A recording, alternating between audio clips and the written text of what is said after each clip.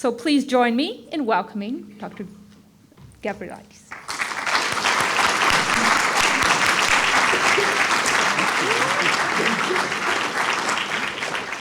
Wow, no pressure. Good evening, everybody. Well, it's a pleasure to be here. Can I just ask to turn down the lights a bit? Thank you. Can I just start by saying a massive thank you to the Centre for Dialogue for inviting me. I feel very honoured. I don't think I've ever received so much attention.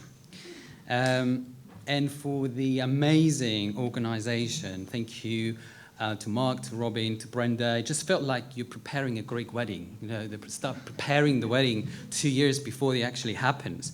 And it's just so well organised. And despite the fact that we had so many meetings today, it just went so smoothly. It's something that would never happen in the UK, by the way.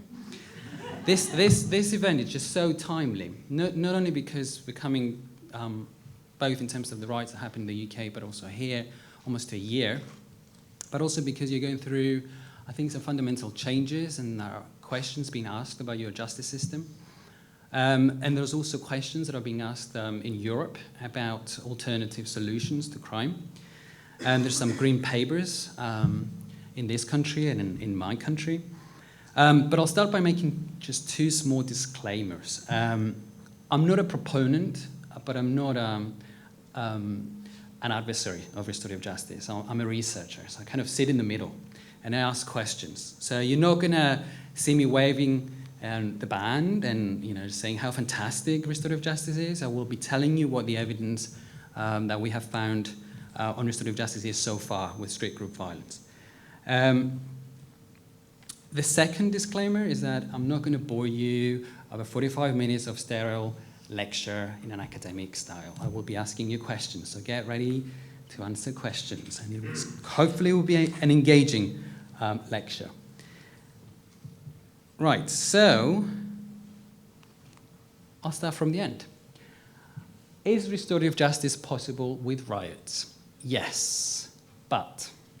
And this but is not one coming from a politician. You get to hear this but quite a lot from politicians. It's one that comes from a researcher. And I'm saying but because, and I'll cover this in more detail in a minute, when you are working in the field of restorative justice and you're researching restorative justice, you get to realize that restorative justice has a lot of history and background with what we call interpersonal crime. But when it comes to group violence, the evidence is still accumulating. So it's a very complex matter. Group violence and riots is an issue that creates a lot of emotions. People are still emotionally charged, angry about what happened. And it's a very complex matter that many independent panels, including one that was set up here after the riots, tried to answer a lot of questions, but these questions are still there lingering. So the three more words I said there, that's the first one, that's complex. It's a complex matter. The second word I'm going to keep repeating is evidence-based. And there is a lot of changes that are happening within the criminal justice system, which in my view are not so evidence-based. They're more politically driven. And there is a report that just came out from our Ministry of Justice, which funded a number of restorative justice pilots, that actually said in the very beginning, in the introduction, we don't understand what's happening with restorative justice because there is more evidence on restorative justice than any other criminal justice policy, and yet we're still thinking about it. The last word is real. You'll hear a lot of passionate practitioners, mainly within the restorative justice movement, talking about the potential of restorative justice, a lot of theorizing of how fantastic restorative justice is. Well, for me, if it's not real, if it's not actually something that you can see in practice and providing solutions and a better outcome and a better justice, then we should just stop talking about it. So what you're going to hear from me today is not theorizing about restorative justice. I'm going to give you actual case studies. I went out and found examples of restorative justice that has been used, different practices of restorative practice that's been used for riots. And I'm going to use those examples to flesh out probably a framework that we could use in the context of Vancouver. And I would encourage you to think about that and ask questions and question me and question the framework, because I think without debating about this issue, just thinking about it is not enough. We need to do something about it, and I can feel the frustration. I've been talking to people the last 3 days and then during my research, and I know whether you're a victim or somebody who relates to the offender, you still feel that frustration because the circle is not closed. The healing hasn't happened. So the last thing that I've got down there is a kind of self-criticism and a criticism for the researchers that work within the restorative justice movement, that we should stop talking about restorative justice and how brilliant it is as opposed to the criminal justice system, and do more research about developing the processes and the principles of restorative justice, and stop trying to prove that is a better sense of justice. Just try and develop the theory and the practice a little bit more. So this is what I'm going to cover today. I'm going to tell you a little bit about the project that IRES, my organization, and the Centre for Restorative Justice, the same Fraser University, is carrying out on the issue of street group violence, and I'll define that in a minute, and restorative justice. I'll tell you a little bit about the methodology that we adopted so far, and then I'm going to talk about last summer, what happened here in the UK. But also, I'm not going to cover it tonight, but I'll mention a couple of case studies. The research extends to other countries as well. So we're doing a comparative study. And I looked at the riots that have been happening in Greece, for instance, for the last 2 years because of the economic downturn. And I'm sure you've seen it in the news.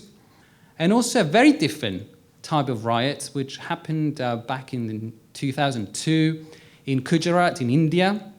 And I'll use that example as well. I'm also going to talk about, obviously, the case studies that I identified in these countries and how restorative justice was used or has been used in this context. And then some key findings, some recommendations. Where do we go from here? So why are we here in this lovely evening? Been quite, yes? I will definitely get to that. Just give me 5 minutes. I'll cover this first. I just want to ask you, actually, why are you here tonight? There is fantastic weather outside, some really nice pubs. Why are you here tonight? Can I ask, are there any victims in the audience who have been affected by the riots? Can you just raise your hands? Whether you're a business or an individual who was affected. Anyone who's related to a victim or a business has been, anyone who knows a business owner or someone who has been affected. Anyone who relates to offenders. Oh, he's an offender. Excellent. Can I get your names? I need to research it. Anyone who is interested because of policy or research reasons? Okay, excellent. Anyone who works for government? Brilliant. Any practitioner? Restorative justice practitioner? Brilliant. So a mix, right. So we know why we're here tonight. Why am I here tonight? Well, we had similar riots just a month later, and though they were for different reasons, I think in a minute when I go through it, you'll see a lot of commonalities. I just have to point out here that we tend to think that the grass is always greener, and when it comes to comparative studies, we have to be mindful of the differences, both in the jurisdictions, the legal context, the differences between the reasons that happened, the reasons that these riots has happened, and also the reasons that drives social policy. So I'll come to that in a minute. So it's just a little disclaimer. The third reason, I suppose, is the legislative and policy background. And you have a green paper that has been, I think, is on consultation at the minute. And if you're interested, I will encourage you to respond. And then we also had a similar initiative last year. And as you can see, the intentions behind the reforms and the green paper is to bring a more effective and less costly justice system. So this is an opportunity, and I think the riots are giving you, as people of Vancouver, a reason to think about your justice system. Why it might need reform, why you might need to look at alternatives, why you might need to look at other examples outside of Canada, and use that as an opportunity to go into a process of reform and getting a better justice system. And finally, because some of you are interested in restorative justice and want to see how restorative justice can be put in this context. So this is the project aim, is to actually look at the potential of restorative justice with street group violence.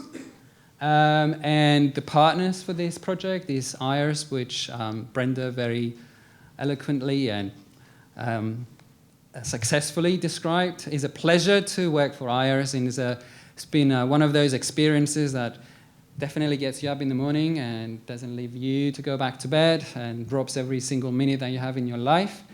But it's very rewarding. And I think the mission of the organization is to give the user the opportunity to shape the justice system, whether it's people in prisons, people in youth offending teams, women who are being challenged, or gang members. I think they have the best solutions to the issues that we as academics, researchers, politicians, and policymakers are trying to address. They know what we need, and it's how we give them the tools to give us the answers. And it's not easy to get through that process, but it's a very rewarding one. If you want to know more about the model, I'll be happy to tell you later. So the second partner is the Centre for Restorative Justice at Fraser University. It's been a pleasure to partner with the department. And of course, after this talk, there will be a report, and we will be looking for more partners. So if you are interested, I will have my contact details at the end, or grab me and we'll talk and see how we can work together. So this is the methodology that I adopted. It was a kind of a three-stage methodology for the report that I'm using to present the evidence tonight. I initially did some unstructured interviews with practitioners and experts in these 4 countries that I mentioned before. So it was Canada, England, India, and Greece that experienced riots. And these were people that were involved in the riots in one way or another. And those discussions led to some case studies they identified that were dealt with, but not through the criminal justice system. When I identified those case studies, I worked through a qualitative methodology through those 4 case studies, and did further interviews with the practitioners, policymakers, and where I could, not in your case, because only one person has been convicted so far, spoke to offenders and victims. And then the final stage was just to bring all that together and analyze that. So just a brief recap on your rights. 299 criminal incidents. That's the statistics up there. I'm not going to go through them. I think the most shocking one for me, which is a very recent statistic, it was from April 2012, 9 million Canadian dollars spent on the investigation. That's a lot. That is a lot of money. 65,000 people tagged, yeah, and 5,500 hours of video footage still being processed. 508 charges, okay, 225 approved, 1 sentenced. So no wonder why you're feeling frustrated, why you're feeling angry, and why you're asking, where is this circle going to end? And why people are asking, is this going to happen again? A little bit of a comparison. Our riots went on for 5 days. It started with the shooting of a 29-year-old man in London, and it spread across England. We estimate like 15,000 people were actively involved in the riots, and you can see that the cost is estimated at $1 billion pounds. Yeah. In October 2011, our Ministry of Justice gave an official statistics of 4,000 arrests. That number has now come up to 5,000 arrests. We have an approximate number of 2,000 people who have appeared in court already out of those 4,000 arrests, 5,000 arrests. Now, 1/3 of those people who have appeared in court have actually received an outcome. Yeah? Only half of those people who have received an outcome received a custodial sentence. That means prison. Yeah? What happened to the rest of them? 11% got acquitted, and the rest of them, well, that's what I'm here for, to tell you what happened to them. They received a non-custodial sentence. So this is just kind of a small comparison. Right, so there's a lot of talk, and today the radio shows wanted to discuss why the riots happened. I'm not an expert in rioting, and there's a lot of theory and a lot of literature on why group violence takes place. And as you know, there was an independent review that took place here in Canada, and it was published in August. We had a similar independent review that looked into the reasons that led to the riots in England. I'm not going to go through the reasons, and I'm not going to cover those reports. But I will try and define street group violence, which is the wider phenomenon that we are examining.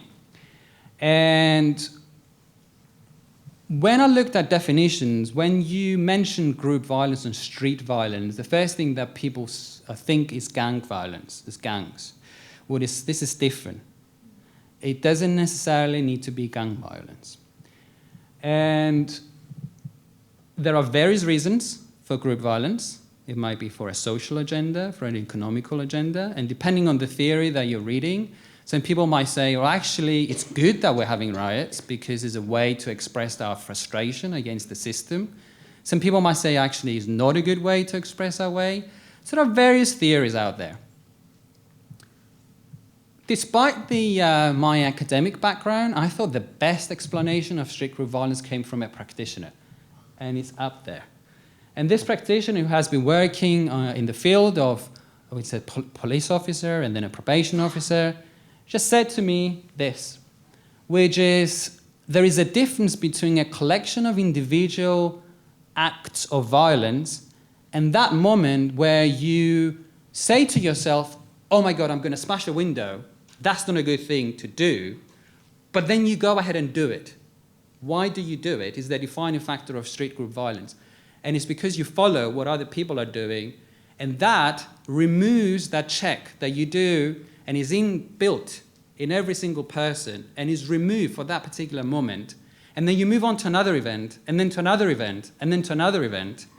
And what you end up with, and this is the commonality between the different riots, the majority of people, and I'm not saying everybody, will wake up the next morning and look back and say, what did I do? And try, through that shame, to put it right. But it's too late because the criminal justice system will penalize you for it. And I'll give you some examples.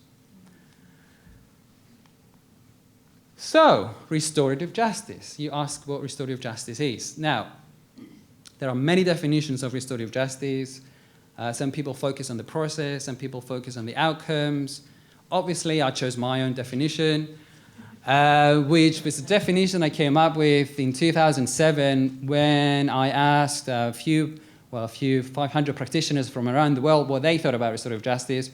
And the word that kept coming up was this word ethos, which is not a practice, is not a process, it's a collection of values, it's how we live our life. But then you move on from that and it becomes practical. It's an ethos with practice, with a practical goal. It's a community-driven, a community-born form of justice, which in my view should work hand in hand with the criminal justice system to provide options for victims and offenders. Not to take the criminal justice system out of the equation, but to work with it. These are some practices that are identified by the literature as practices coming under the umbrella of restorative justice, and is mediation, which involves just either direct or indirect mediation, which involve the offender and the victim, the conferencing model, which will involve their families and friends, circles, which is more common here in Canada, New Zealand, and Australia. We don't have it in the UK, and community restorative boards. So they're the main practices that come under the banner of restorative justice. Now, you look at countries like the UK to learn from what we're doing, the practice that we're doing, but we'll look at, and we used to anyway, look at Canada, because Canada was leading in the area of restorative justice. And you'll be probably surprised to hear that the first case that is recorded in history happened in 1974 in Ontario is the known Elmira case, which involved two youngsters who went and smashed 22 shops. So it sounds a little bit like vandalism and riotism. And there was a practitioner who said, look, if you give me these two young people, I'll do something good with them. And he encouraged the victims and the businesses to meet with these young people. This is back in 1974. Okay? And what you ended up with was a process of transformation, of agreement, of restoration.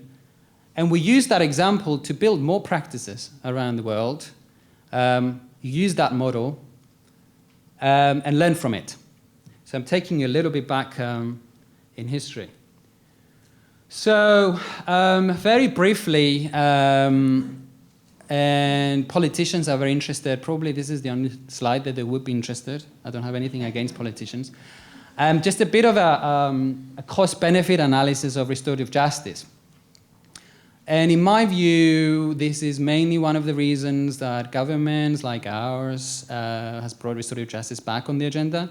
It's because there is some evidence that shows that restorative justice is not as costly as the criminal justice system option. So a report that came out in 2008 proved that for every pound that you spend on restorative justice, you save £9. There were a couple of other studies, one in 2010 by Victim Support that looked at specific types of crimes like robbery, which said that over a period of 2 years, you save £185 million. Yeah? And then there is this matrix evidence report, just Google them and you'll get them from the internet, they are free, that you save £1 billion over a period of 10 years. That is a lot of money to save. So I think we should consider it. Being a bit sarcastic here. Just to compare the statistics with the cost of imprisonment in the UK in 2010, putting one adult through the criminal justice system cost approximately £40,000. Putting a young person costs £140,000 per year. Yeah, think how much it costs to have a young person in Cambridge for 3 years. How much we can sponsor them to go to the best university in the world rather than paying £140,000 to keep them in prison and educate them how to become better criminals. There is a lot of literature on restorative justice, on its history. I mentioned the first case that took place in 1974. There is a lot of literature on the philosophy of restorative justice. I think it's important to mention these things so that you don't think restorative justice is something that dropped from the sky.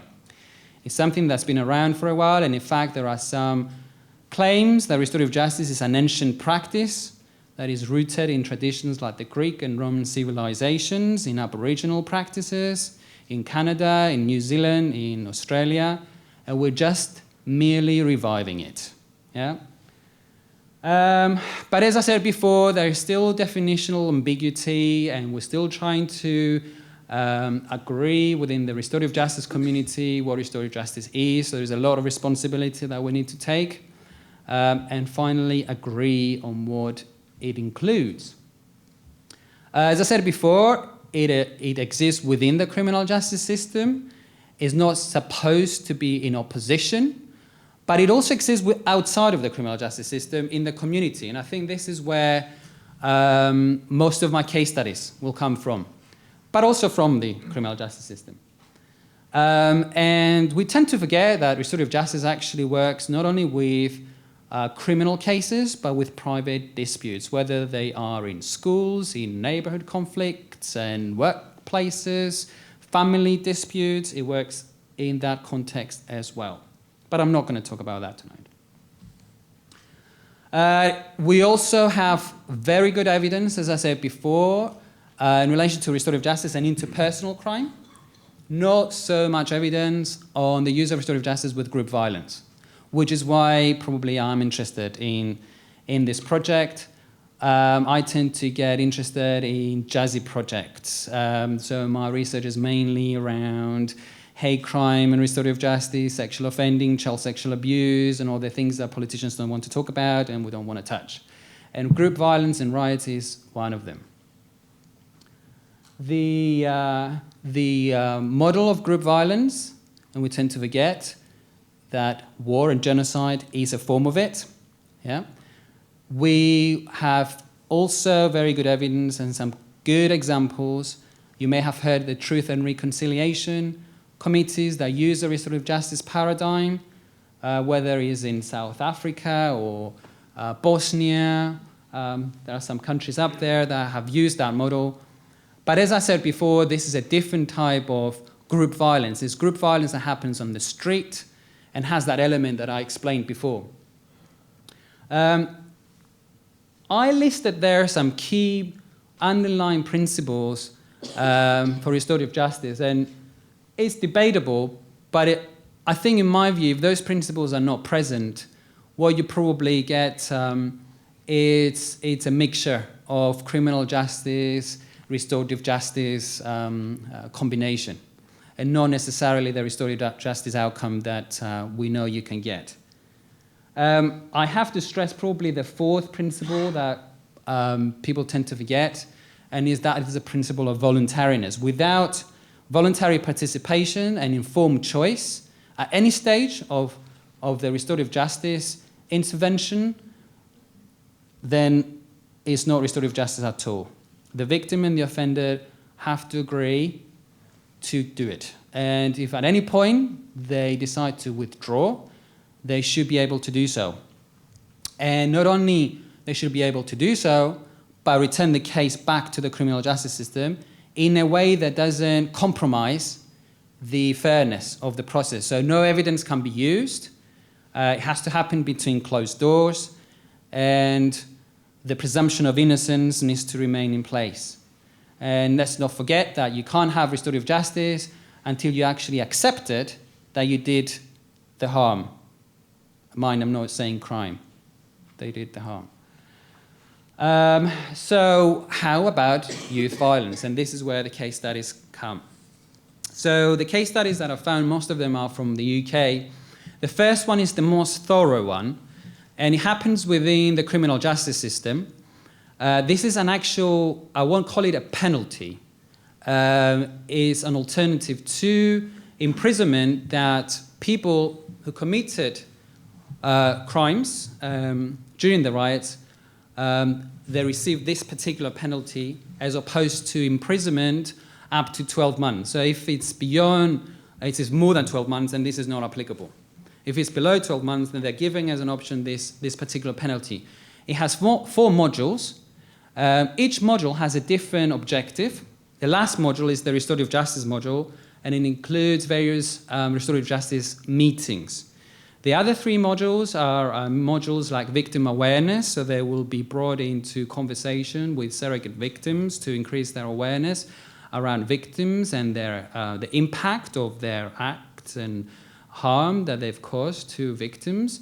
It includes modules like citizenship modules, what it means to be a citizen, what it means to have rights but also responsibilities as a citizen, but also things like a curfew and specific actions of restoration and reparation, so cleaning the streets, for instance. Yeah? The last module, which is the interesting one, is the actual restorative encounter. And let me remind you that the principle of voluntariness needs to be present through all these modules, and if at any point they decide to withdraw, then the process stops and they go back to square one, and they go back to the criminal justice system. This is done in Manchester, which is actually not the city that was hugely affected by the riots, but they were affected to some extent. It's not done in London yet, so it's not consistently done, but it is done. Obviously, because the riots only happened in August, there's not thorough evaluation, but they do collect data. And what they have managed to also put in place, and this is something that is very important to stress, yes, is led by the criminal justice system and the probation system mainly, but it's done in partnership with community-based organizations. So the practitioner I was talking with, they said, once we reach the stage of restorative justice, we work with community mediators because we don't consider ourselves to be experts in the field. We don't have that expertise, and we pass it on to experts in the community. Once the circle is closed, then the community takes responsibility and the system takes responsibility, and they say, so what are we going to do with these offenders who have taken responsibility? They enter into an agreement to restore and put things right. What do we do with them? They don't have a job. They don't have any qualifications. Are there any community-based organizations, any voluntary organizations that can provide them with opportunities? Yes, there are. So they form partnerships, and they create those opportunities that won't allow them to go into a vicious circle of reoffending.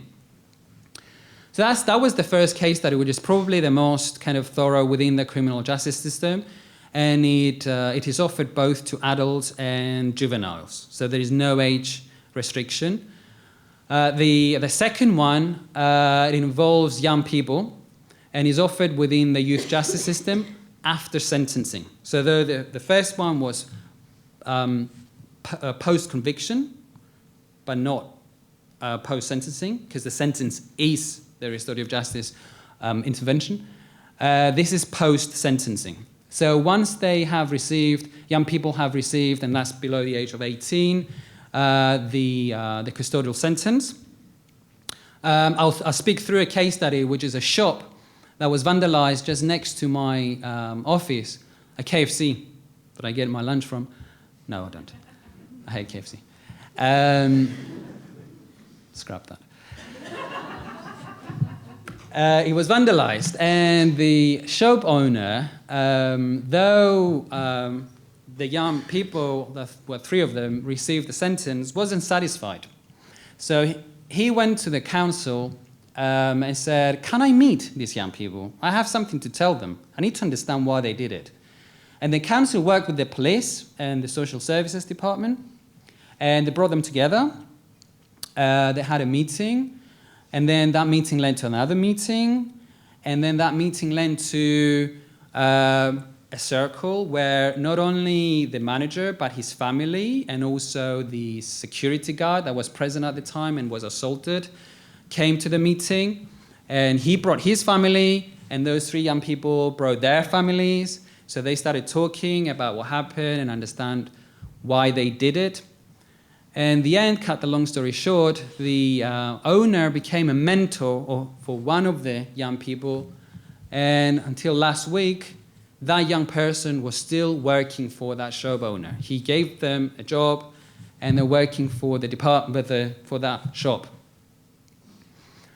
The third case study, and I'll probably leave it there, and then maybe just opening it up for debate. I'm sure you're thinking, how can this work in the Vancouver context? The third case study, which is not actually offered within the criminal justice system or the youth justice system, is offered within the community, happened during the riots. I mean, our riots went on for 5 days. So, when they were happening, in a particular actually borough in London, which is called Southwark, which is where I live, it was heavily affected by the riots. There's a strong community mediation centre there. And the mediators felt that we have to do something about what is happening. And they went out on the streets. And one particular practitioner who I know very well worked solely with the Somali community, which is very present in the area. And what they were doing, they were negotiating what was happening at the time between the Somali youth in particular and the shop owners and their parents. And what was happening was restorative justice in action. as the riots were happening. But that was community-driven. Nobody told them to do that. And one particular quote that I liked and made me think was that she said, this mediator said, I had mothers coming with bags of jewelry saying my son wants to give it back to the shop owner, but we can't take it to the police because if we give it to the police, they'll say, who took it? And then they'll end up in prison. We just want to meet them, give them the jewelry, apologize, and see what we can do to put it right. But we can't do it. We can't go to the police. How can we do it? Question mark. I won't go through all the case studies there. I'll probably very briefly mention the Greek case study because it's so different. And it's not about a restorative justice meeting. It's not about a restorative justice outcome. It's just something that happened like a day like today. The riots, there were several riots that have been happening over the last year. One of those riots were covered by, it was just a few months ago, a journalist was covering these riots, and he noticed some police officers who were exercising powers a little bit too much. And he went to say, why are you beating people up, and I don't think you should be doing that, and I'm a journalist. And he identified himself as being a journalist, and they responded by throwing a stun grenade. And he was disabled, he became deaf, and there was prosecution, but like in your case, there was no outcome, and we're still waiting for an outcome. And the National Police Association did a conference like this one, a public conference, to bring people and discuss what happened during the riots. And they invited this particular victim to come and speak, which was great, but they didn't know what was coming. And this victim came and very openly said, you don't know what I've been through in the last few months. I haven't received any justice. I've been waking up every day thinking my life is never going to be the same. But do you know, the conclusion that I've come to was that each police officer is probably going through, and with their families, what we're going through. We know how tough it is for you. I hope you know how tough it is for us. And I'm here to say one thing, that I forgive you. And I feel liberated by saying that I forgive you. And through that forgiveness, I want you to come and speak to me so that I understand why you did what you did to me and encourage a dialogue. And then the president of the police, the National Police Association, stood up and said, can I just apologize on behalf of the police officers who did this? This was the first time that publicly they took responsibility for what happened. It was a risky thing to do, considering that there was still a case being prosecuted. Yeah?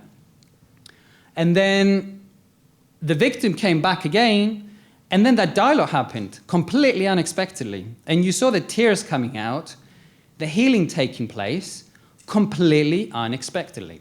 Why am I mentioning this? Because it has nothing to do with the practices that I mentioned before of mediation, family group conferencing, circles, so on and so forth. And I think we tend to get too obsessed with processes, and sometimes we forget the outcomes. And the question that I will have probably for you in a minute is, what do you want to see? Do you want to just go along with what we have been taught, that we should punish? Is that what we want?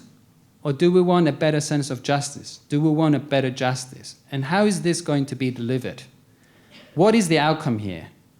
And for restorative justice practitioners, what is the purpose here? Is it to stick to our guns and say mediation is a better route than conferencing? Or is it, how do we provide, since restorative justice is such a fantastic thing, a better route for fairness, equity, and justice? And that's why I'm mentioning this case study.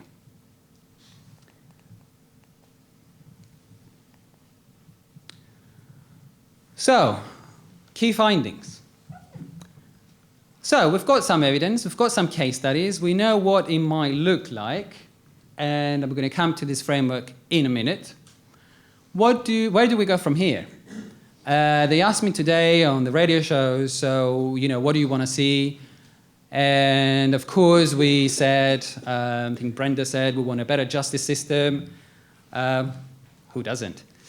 My suggestion would be to take baby steps. Take baby steps and pilot. Pilot restorative justice with group violence. Pilot it over a year. Get a good partnership with researchers, practitioners, some policymakers. Work together. And if politicians, whether in opposition or conservatives, liberals, whatever their direction is, criticizing or advocating in favor of restorative justice, if you have an interest, come together and test it. Without proper testing, and you can look at the evidence in terms of what the framework is. If you don't put it in the Vancouver context, you will never know. Try it with a pilot. But you need to get some support, some investment. You need to have some financial support to do the pilots. And not just expect it to be done on a voluntary basis. You have to believe in it.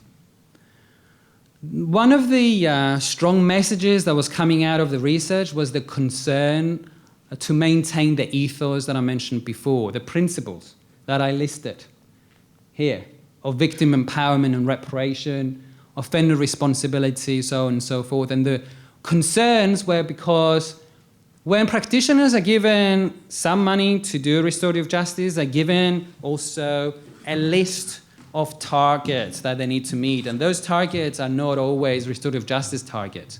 They're targets mainly on recidivism and things that we're interested in, mainly within the criminal justice system understanding and not the restorative justice understanding. So be mindful of those. And it is something that concerns practitioners about that, the maintaining of the ethos of restorative justice. So I spoke about this cost-benefit analysis of restorative justice. There is some evidence. But I think restorative justice still has to convince on two fronts. If it is going to be a cheaper option, then how does it provide a better sense for justice for both parties, but also for their community? And while doing so, how can it provide public protection? Yeah? Because let's not forget that what restorative justice does, it removes that public exposure of the case. I spoke about doing it behind closed doors. And a crime sits within the public law arena for a reason. It's because there is this foundation of shaming, of public shaming, that we think by exposing the individual to the public and to the community, that will lead them to shaming that will not lead them to do it again, right? Now, while you're doing that, while you're doing restorative justice, how do you ensure that public protection is there? And this is a very risky business because you need only one case in the media to say how badly restorative justice was done, and then it just goes back to, to square one again. So I have to be very careful. So these are the summary of the main ingredients that all these case studies had, and it could possibly provide you with a framework for any pilot. So it could be within or outside of the criminal justice system, your pilot. I gave you both examples, or it can be both. It can be either post-conviction or post-sentencing. Yeah. It doesn't matter whether they're adults or juveniles. You can work with both. Yeah.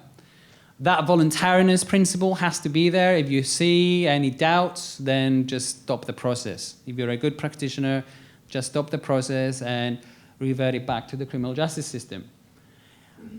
We are too obsessed with legislation. Legislation is not a must. You don't need to have legislation in place to do this. But what you do need is a strategy. You need a policy. You need a good plan, and you need infrastructure to do it. I spoke before about the importance of working with different agencies across sectors. Restorative justice is not about, in this case, putting hundreds of rioters in one room and expecting them to come with a restorative justice outcome. It's a multi-stage process. I spoke about the modules before. I spoke about citizenship, about victim awareness, and then is the meeting. And then is the combination of expertise that you need to have. I said restorative justice is cheaper. I didn't say it's easier. It involves multi-stages, a multi-stage process, different types of expertise. It demands partnerships. The criminal justice professionals have to work with communities. They have to work with the mediators. You have to work in partnership. And as I said before, let's not be too obsessed with processes. Let's look at outcomes.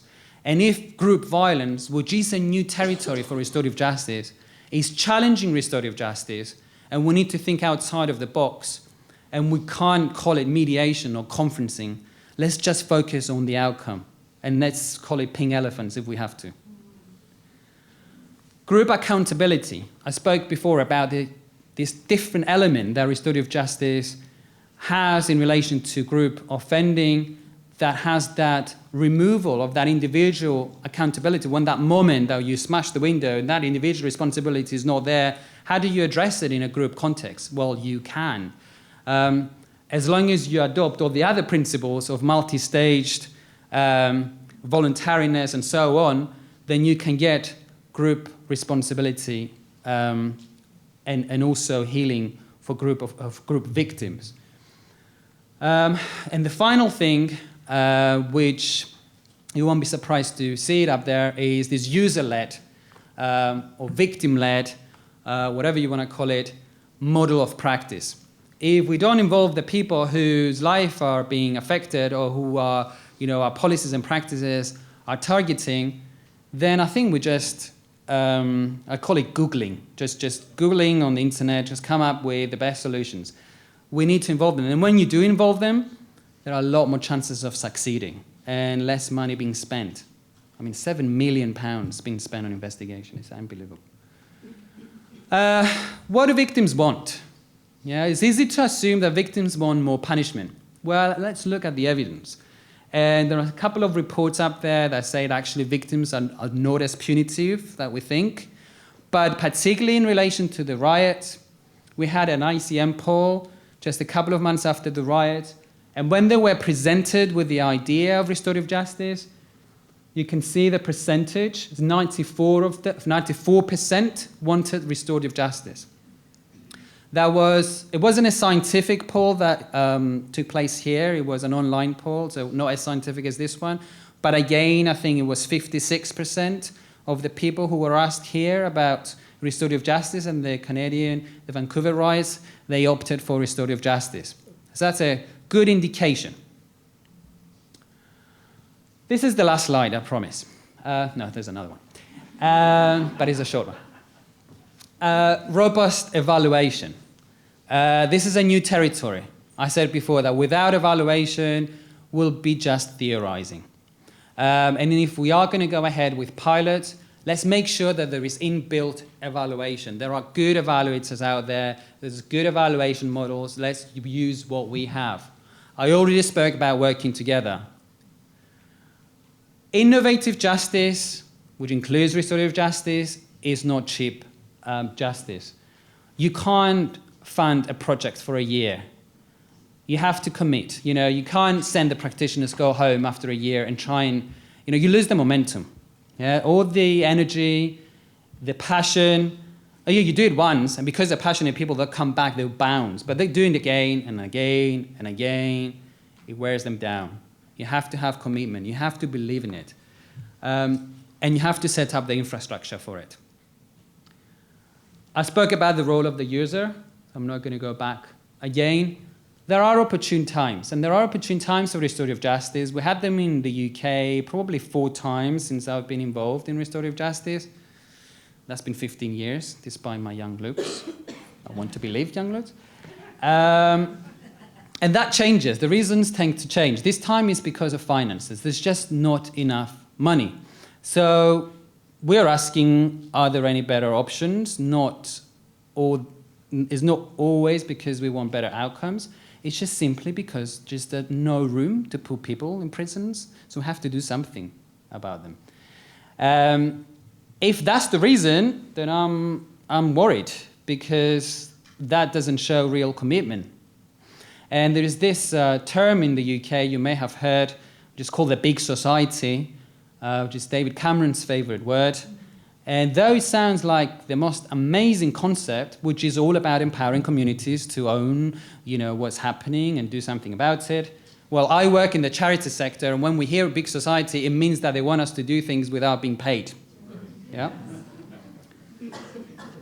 And that's the last quote. And I took it from one of my favorite philosophers, which is John Stuart Mill. And John Stuart Mill said that if we talk about things too much and it's too theoretical, they become fictitious entities. The only way you can make them real entities is by actually putting them in practice. And if you don't and you carry on talking about them, they just become really dangerous with very, very sinister goals, and that should stop. And on that note, I will stop my presentation and leave you with my contact details. Thank you very much.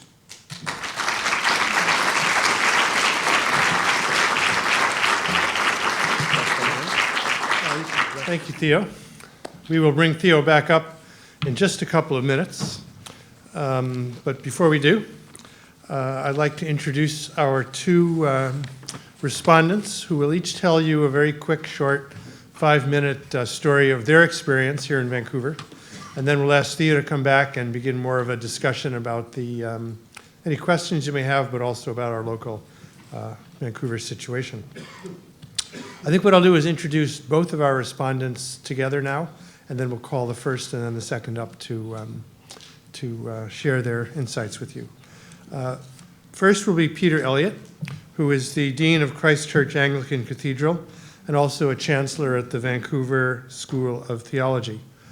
Peter is a national leader in the Anglican Church, but also both locally and nationally has been a strong advocate for restorative justice. He is an associate member of the Vancouver Association for Restorative Justice. Personally, he's very committed to social justice and reconciliation and was a major force following the Vancouver riots in promoting the idea of citizens' response and of restorative justice as a way of responding to the riots through the official systems. Next month, he's very deeply involved in the program to recognize and remember the first-year anniversary. Our second respondent will be Leah Bai. She's a high school student at Lord Byng Secondary School, president of the Vancouver District Student Council. She demonstrated her personal leadership after the Stanley Cup riot by organizing a youth forum which provided the city with very critical youth perspective about the riots. She was recently awarded a very valuable and very prestigious TD scholarship for community leadership, which I understand she won't be taking at Fraser University. But she does have a plan to continue on in public policy. So I'm going to ask Peter to come up first and then Leah and share their thoughts and insights with you.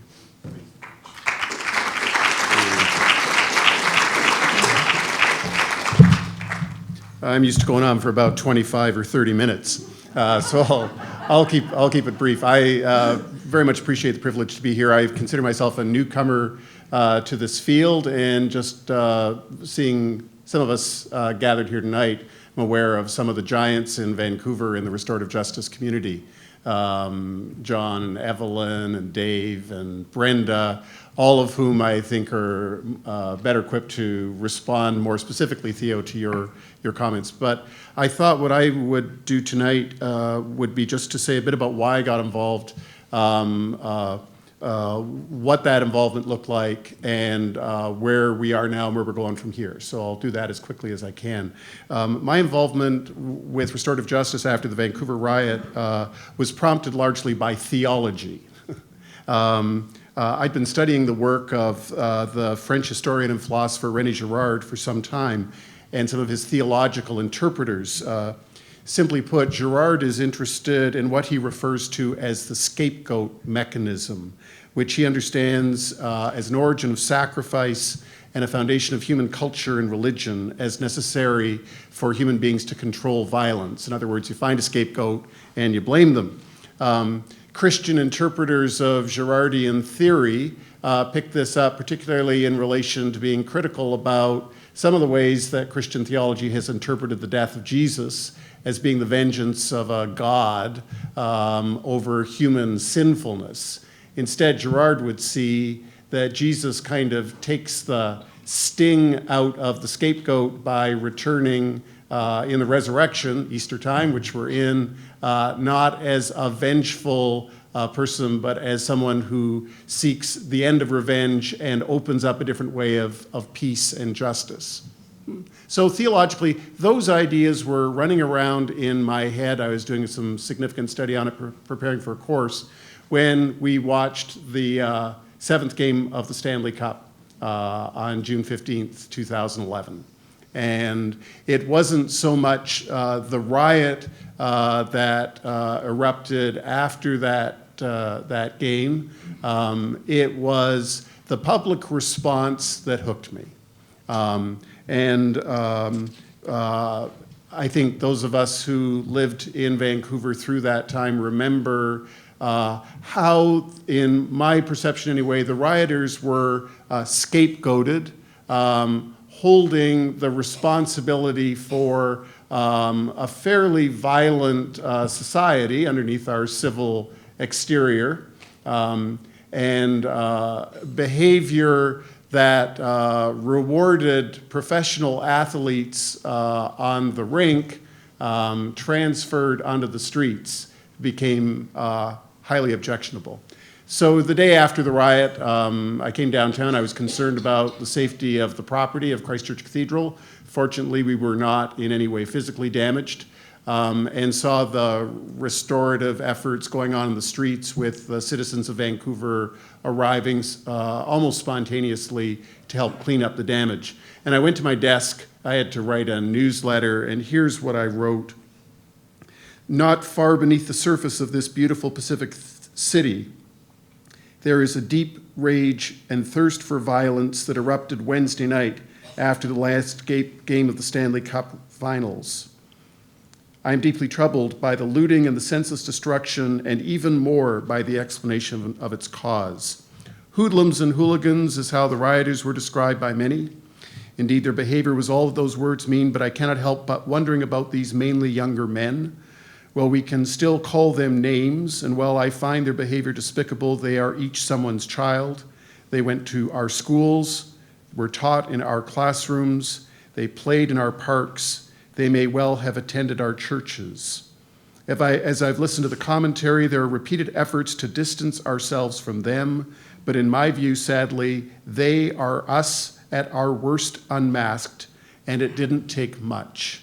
It was, after all, only a hockey game. And I went on for a little while about that. That tended to get a little bit of response from media, which is how I met Brenda. We ended up on the Bill Good Show when those words came out. And we organized a couple forums that one of Theo's slides referred to at the cathedral. One, a time for people in the community who live and work in downtown, as I do, to come together and debrief their experience. It was very well attended. We followed that with a walk from Christchurch Cathedral at George and Burrard to Larwell Park, stopping along the way and noticing what had happened. Then a play written by the Leacock Award winner Mark Liren Young called Basically Good Kids, which was based on the Penticton riots. We had a staged reading of that at the cathedral. Lots of friends from Vancouver Association for Restorative Justice came, and we had another community dialogue. Going forward, two interesting things. As Theo mentioned, it's coming up on the 1-year anniversary. Some of us have been working together to figure out a way to mark the anniversary and frankly to get out ahead of the media in relationship to simply bringing back the images and saying, why are these hoodlums and hooligans not yet charged? I don't know how many of you saw this. Is it upside down? Which VPD put out? A kind of postmodern wanted poster. Pictures of people still looking. How many $1 million? Yeah, okay. In my view, couldn't some money have gone to some other efforts? And we're working away at that. So we're thinking of maybe reconstituting the walk down Georgia Street, and maybe seeking to talk to people who are victimized, beginning with the victims.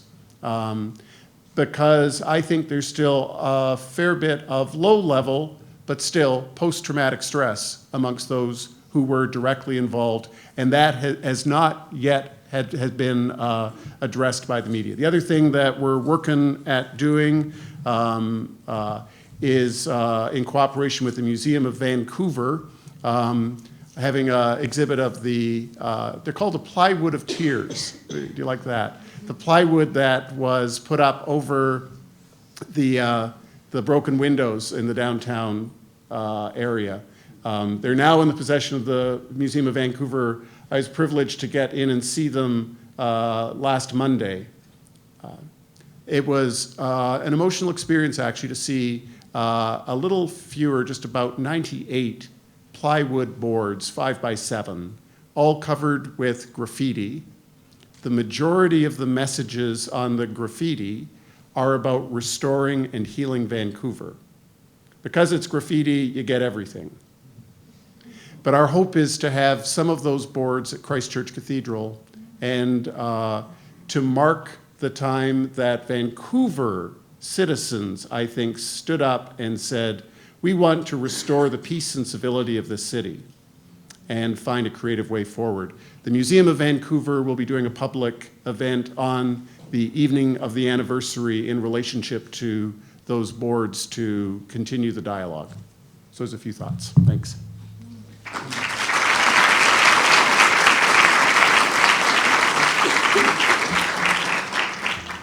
Leah, please.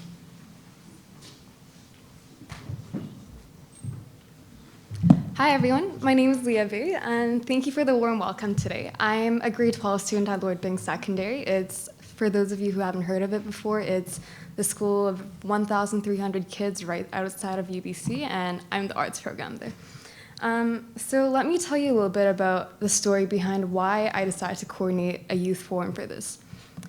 On June 15th, when the Stanley Cup last game was happening, I actually wasn't even downtown. I was at the library studying for my final exams, which was the very next day. It's just a big group of us having our study session with all our laptops and watching the game at the same time. And so we were doing that, but some of our friends who didn't go to our school and didn't have those final exams, after the game, which we know, we had unfortunately lost, they started, I have a BlackBerry, so they sent us BlackBerry messenger texts and tweets and Facebook messages. Hey guys, look what's going on in downtown. Like, there's a huge riot. And I really wasn't familiar with that term. What is a riot? I hadn't seen that before. And Vancouver is a fairly peaceful society in most terms. So we were really unfamiliar with that. And I went to sleep that night wondering what would happen. And knowing that my brother had went to go watch the game downtown as well, I didn't feel very comfortable with my situation. And even though it was my own city, it didn't feel like my home at that time. So the next morning, I woke up, and I'm part of a group, as Mark mentioned. I'm part of a group called the Vancouver District Student Council. So a little bit about the formation of the group is that we're a committee of representatives that serves as the official stakeholder for student voice in the Vancouver School Board. And we have 2 representatives from each of the 18 secondary schools and alternative programs in our district. And throughout that council, we decided that the executive really wanted to do something about the riot that just went on. Even though we didn't know just off the top of our head what we were going to do about it, we knew something had to be done because there were so many young people that were affected through the riots, and we need that kind of youth voice to step up and take that role and reverse things. So what we did was we coordinated a forum called Vancouver Riot. Let's talk about it. It was really simple. We had a little post-social media poster campaign, and we got around 50 really dedicated youth it was on a summer live day as well. So while everyone else was jutting off to Stanley Park watching Said the Whale and all those awesome performances, we had this coordination in the Central Library. And we talked about, just some of the things we talked about were personal experience, the face of Vancouver and how they saw it, as well as mob mentality and post-riot. And even though I didn't realize it then, after looking at the forum responses, and I actually wasn't even familiar with what restorative justice exactly was, until I looked up the definition and thought, wow, this is the exact same thing. So what the youth really wanted was for restorative justice to happen. And I thought that's an uncanny connection to be making, because we didn't even know what restorative justice was. We just wanted to step up and make sure that our youth had a voice in our policy making.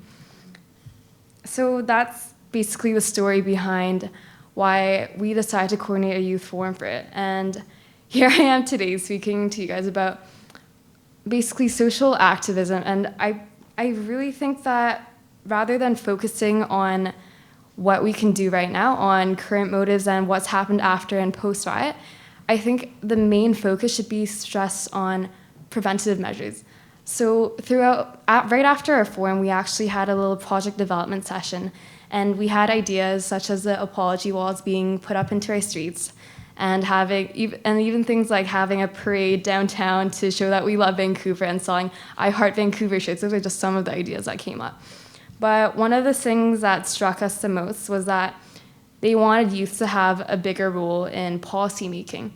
And we decided to make that part of our mandate this year. So we installed that as the Vancouver District Student Council. And we've been working more to expand our networks and make sure that not just youth who are typically engaged and come out to all the keener sessions, let's say, so not just those people, but reaching out to people that don't usually get engaged, because we know that as youth, it's so difficult to make that first transition step into community involvement.